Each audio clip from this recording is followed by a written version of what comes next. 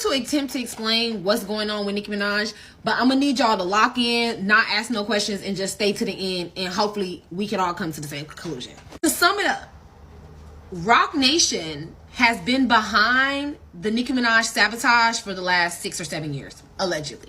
That whole Nicki Minaj hate train situation was orchestrated by Jay-Z and Roc Nation and Desiree Perez, allegedly. Who is Desiree Perez? Desiree Perez is the CEO of Roc Nation.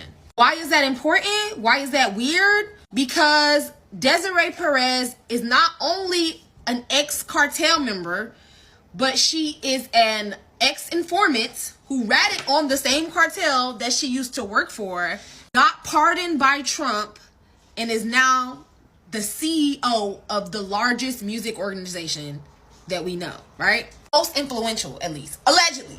A lot of this stuff is Googleable, but I will be saying allegedly. Most of this beef between Nicki Minaj and Roc Nation has been silent and subliminal. But it's been going on since Nicki Minaj was blackballed on the radio in 2017 when the industry wanted to release new female rappers, including Cardi B, Megan Thee Stallion, and other parties that we're familiar with. The contract that Nicki Minaj has with Tidal is only one reason why she's beefing with Jay-Z and Roc Nation.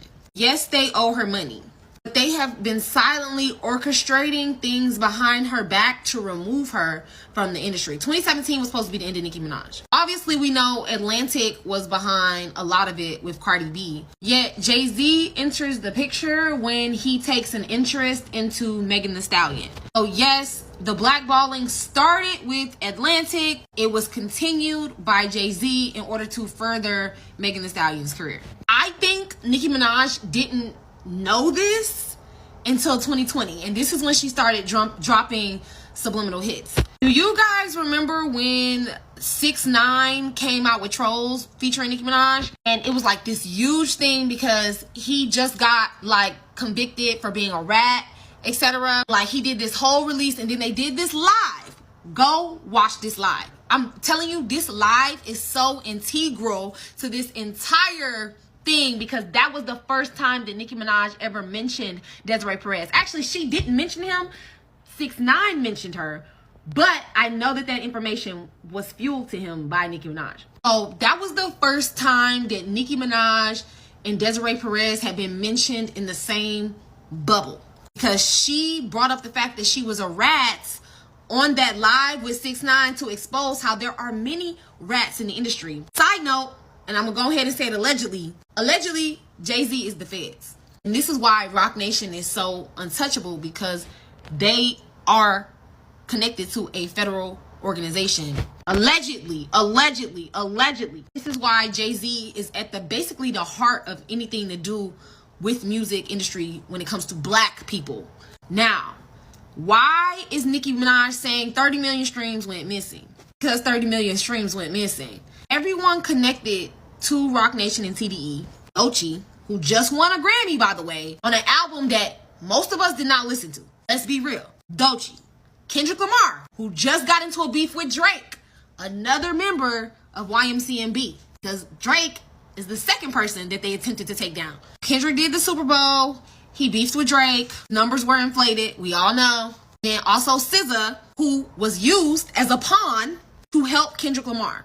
They needed SZA to go on tour with Kendrick Lamar or his tour would not have sold. Kendrick cannot sell out stadiums by himself. That's why Nicki Minaj called SZA a pawn. Why did SZA need to drop a deluxe version of that album? Because she needed a reason to go on tour. SZA sells out stadiums. That's not a question. Question is, do Kendrick Lamar? No, he don't. When have you ever heard of someone who headlines by themselves going on tour with another headliner? It doesn't happen often. It doesn't. So they used SZA to boost up Kendrick Lamar's numbers. Once again, why is this relevant? Because Jay-Z and Roc Nation are at the head of it. So now, both Doechii, SZA, and Kendrick's, all of their streams dropped exactly 30 million from last month to this month. That evidence strongly suggests that bot farms are being used. I mean, it's not even strongly. That's what it is, allegedly. Why is that important? Why is that important? Because streaming numbers are the way that they have been discrediting Nicki Minaj. Even though Nicki Minaj her numbers are almost always half pure sales. SZA's album only did 10,000 pure sales. That means everything else was streamed, which those numbers can be faked, as I just told you. So the elevation of almost every female rapper you know, Cardi B, Megan Thee Stallion, Sweetie, all of their numbers were heavily inflated by Bart Farms. Amigos dropped that song with Cardi B and it was like, I got addicted to Payola. Payola is Bot Farms. Streaming numbers has been the way that they have been attacking Nicki Minaj for so long. Do you remember when Queen was supposed to go #1, but it went #2 because Travis Scott was selling them fucking sweaters? How did that work? Because he was attaching streams to every sweater he sold, right? So every time he sold a hoodie, it would count as an album download. How is that fair? It's not.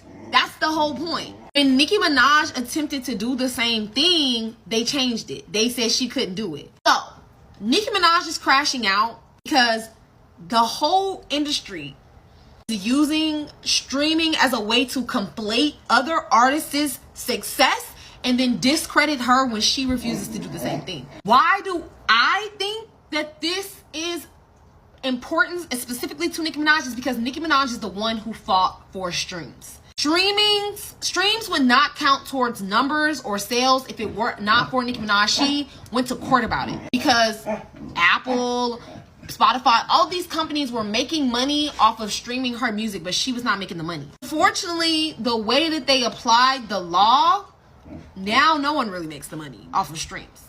So I think attacking Nicki Minaj, trying to get rid of her career, is a way for them to punish her for going to court and fighting for basically the rights of her music to be paid for her own music. It's really insidious, you guys. I'm hoping that some of those details are starting to give y'all a better picture of what's going on. If not, I tried my best. Some things you just had to been there for. You just had to been there. You had to been paying attention since the beginning of the Nicki Minaj hate train. But I'm sure that I hope someone else fills in the blanks that I missed in the comments. So